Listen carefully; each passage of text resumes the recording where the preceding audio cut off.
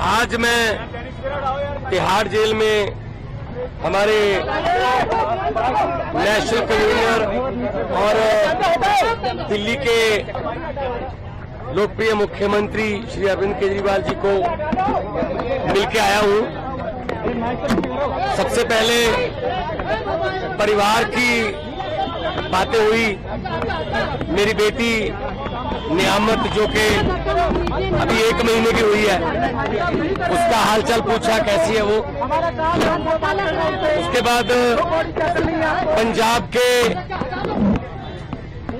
लोगों की, किसानों की फसल क्योंकि इस बार मंडियों में अब आ रही है, तो उन्होंने पूछा कि पैदावार कैसी है इस बार, और जो किसानों का जो डायरेक्ट जो ट्रांसफर है पैसे की, जो सीसीएल की फसल का पैसा, उसमें कोई बाधा तो नहीं आ रही, जहां कोई चुनाव आचार संहिता की वजह से पंजाब में कोई ऐसी सहूलत जो रोक ली हो। मैंने कहा जी बिल्कुल नहीं है, निरंतर सुविधाएं चल रही हैं, बिजली भी फ्री चल रही है, मंडियों में एक एक दाना जो गेहूं का आएगा वो हम रिकॉर्ड पैदावार करके 130 लाख मीट्रिक टन देश के सेंट्रल पूल में दे रहे हैं, और पैसे भी उसी दिन ट्रांसफर हो रहे हैं।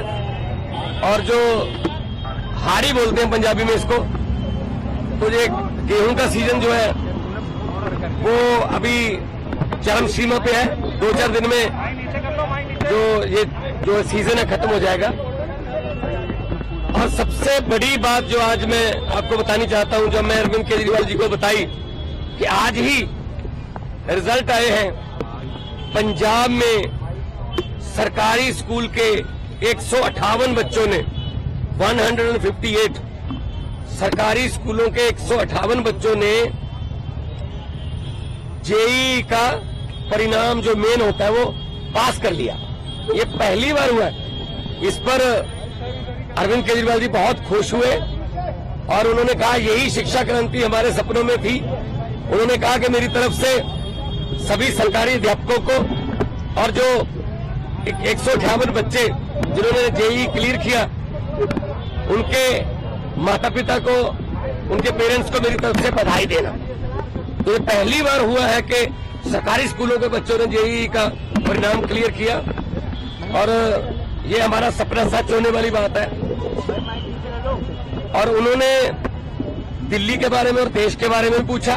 मैंने कहा जी मैं गुजरात होके आया हूं, भरूच और भावनगर, माइंड ब्लोइंग रिस्पॉन्स है, और लोग, पूरे देश के लोग ये कह रहे हैं कि ये गलत किया अरविंद केजरीवाल के साथ कि उनको पकड़ के अंदर कर दिया।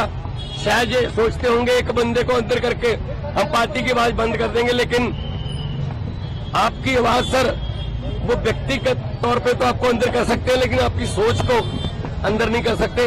तो हम असम में भी गया, उन्होंने मुझे कहा कि दिल्ली भी आना, और दिल्ली के जो प्रचारक हैं उनको पंजाब में भी लेके जाना है, और कहीं भी इंडिया गठबंधन का कोई, हमारा पार्टी का कोई नेता, अगर वो असम हो, चाहे वो गुजरात हो, चाहे वो महाराष्ट्र हो, चाहे वो यूपी हो, बिहार हो, कहीं भी वो बुलाए, हमने जाना है।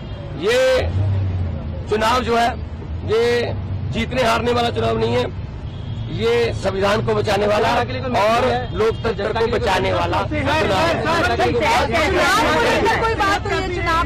सेहत उनकी ठीक है, वो कह रहे हैं कि मुझे इंश्योरेंस मिल रही है, और अब मेरा रूटीन में चेकअप भी हो रहा है, तो सेहत उनकी बिल्कुल ठीक है। एक इम्पोर्टेंट सवाल है, ने ये कहा है कि अगर उनकी जान को खतरा है, जेल तो आप ही के अधीन आती है, लेकिन फिर भी अगर मुझ पर शिकायत आएगी तो हम देखेंगे, क्योंकि पिछली बार आपने कहा था कि आतंकवादियों से भी बुरा सलूक अरविंद केजरीवाल के साथ किया जा रहा है। नहीं, मीटिंग तो आज भी मेरी उसी तरीके से हुई है।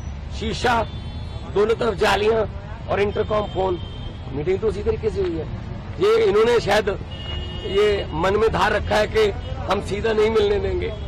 ये इनकी मर्जी हो सकती है, या इनकी नफरत की इंतहा हो सकती है, लेकिन इतना मैं बताना चाहता हूं कि अरविंद केजरीवाल जी की जो सोच है, अरविंद केजरीवाल जी ने जो अंदर से मुझे संदेश दिया वो यही दिया कि लोगों को ये बता देना, मेरी फिक्र मत करना, लेकिन वोट जरूर डालना, और लोकतंत्र और संविधान को बचाने के लिए वोट डालना, तानाशाही जो आ चुकी है देश में उसको खत्म करने के लिए वोट डालना। सर जल्दी राघव चड्ढा भी कैंपेन करते नजर आएंगे? बिल्कुल आएंगे। हमारे सारे नेता जो है वो हमारे सभी नेता अपनी अपनी जिम्मेदारी लगे हुए हैं। 11 खेलते हैं, बाकी कोचिंग स्टाफ में होते हैं, कुछ नेट में बॉलिंग करते हैं, कुछ नेट में बैटिंग करते हैं, 4 एक्स्ट्रा प्लेयर होते हैं। तो हमारा एक संगठन है, तो जिसकी ड्यूटी जहां भी लगेगी हम वहां जाएंगे और 4 जून को आम आदमी पार्टी भारत की एक बहुत बड़ी शक्तिशाली राजनीतिक शक्ति बन के उभरेगी।